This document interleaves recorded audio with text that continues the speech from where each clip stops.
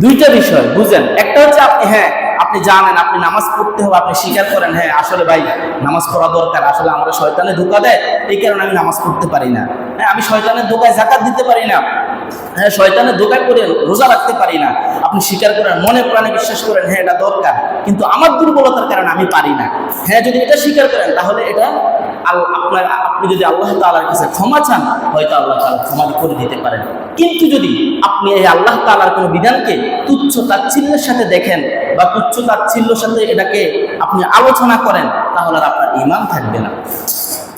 এই ধরনের বর্তমানে একটা সর্বোচ্চ এই ধরনের একটা কাজ হচ্ছে যে রাজনীতি। আমরা অনেকে বলি রাজনীতির সাথে ইসলামের কিছু সম্পর্ক, আরে কি, কোথায় রাজনীতি কোথায় ইসলাম? তাহলে আপনি ভুলের মধ্যে আছেন ভাই, আপনি অনেক কিছু জানেন না, আপনি শুধু নামে মুসলমান, আপনি কোরআন পড়েন, কোরআনের মধ্যে অসংখ্য রাজনীতির আয়াত আছে, কিভাবে রাষ্ট্র চালাতে হয় কোরআনের মধ্যে আছে, হাদিসের মধ্যে আছে। রাসূল কারীম সাল্লাল্লাহু আলাইহি সাল্লাম রাষ্ট্র চালিয়েছেন, হযরত আবু বকর, হযরত ওমর, হযরত উসমান, হযরত আলী, ওমর ইবনে আব্দুল আজিজ, খালিদ ইবনে ওয়ালিদ, তারা এক একজন রাষ্ট্রপ্রধান ছিলেন। তো তারা কি মুসলমান ছিলেন না? তারা তো আমাদের মুসলমানদের আইডল ছিলেন। তো আসলে আজকে আমাদের অবস্থা এমন হয়ে গেছে, আমরা এগুলো জানি না, আমরা বুঝি না। আমাদের সমাজকে, আমাদের বাংলাদেশকে, আমাদের রাষ্ট্র ব্যবস্থাকে, আমাদের সমাজ ব্যবস্থাকে এমনভাবে মানুষের সামনে উপস্থাপন করা হয়েছে যে ইসলাম শুধুমাত্র নামাজ রোজা, ইসলাম শুধুমাত্র মসজিদ মাদ্রাসা। রাষ্ট্রের দায়িত্ব এটা তো অন্যদের দায়িত্ব। রাষ্ট্রের দায়িত্ব কি? এই হুজুরদের সাথে রাষ্ট্রের কিসের সম্পর্ক? আর হুজুররা তো শুধু মসজিদে নামাজ পড়াইবে, তাহলে এটা ভুল। যে হুজুররা এটা ভাবে আমার দায়িত্ব শুধু মসজিদে 5 ওয়াক্ত নামাজ পড়ানো, আর কোনো দায়িত্ব নাই, ওই হুজুরও ভুলের মধ্যে আছে। আর যে সমস্ত সাধারণ মুসল্লি তারা মনে করে হুজুরের কিসের রাজনীতি করে, তাহলে ওই মুসল্লিও সে হয়তো জেনে শুনে সে ভুল কথা বলে, অথবা সে না জেনে করে।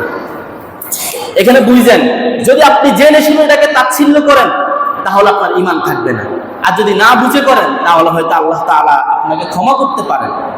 এগুলো অত্যন্ত সেনসিটিভ বিষয়, আমরা এগুলো বুঝি না, বুঝারও চেষ্টা করি না। এগুলো বুঝতে হবে। এখন আধুনিক জামানায়, বর্তমান জামানায় এখন মানুষ মূর্খ নাই, যারা মূর্খ আছে তারাও এখন বুঝে। আধুনিক জামানায় আপনি যা বলবেন, এত জামানা এখন এত সহজ হয়ে গেছে, সবকিছু এখন মানুষের হাতের সামনে। তো যে আলোচনাটা বলতেছিলাম, লা ইলাহা ইল্লাল্লাহ, আল্লাহ ব্যতীত কোনো মাবুদ নাই, এটা যখন আপনি স্বীকার করলেন তখন আপনার উপর আবশ্যক হয়ে গিয়েছে আল্লাহ তাআলা সকল বিধিবিধান আপনাকে মানতে হবে, আপনাকে বিশ্বাস করতে হবে, মানার চেষ্টা করতে হবে, আপনি ওই কাজগুলো করার চেষ্টা করতে হবে। আপনি পারেন না, যেটা আমি একটু বলছি, এটা আপনার দুর্বলতা, আপনি স্বীকার করলেন আল্লাহ তাআলার কাছে, আল্লাহ আমি তো ভুল করে ফেলছি, এটা ভিন্ন হিসাব। কিন্তু যদি আপনি আল্লাহ তাআলার কোনো বিধানকে তুচ্ছ তাচ্ছিল্য করেন, আপনি কোন আল্লাহ তাআলার বিধানকে অস্বীকার করেন, তাহলে আপনার ঈমান থাকবে না।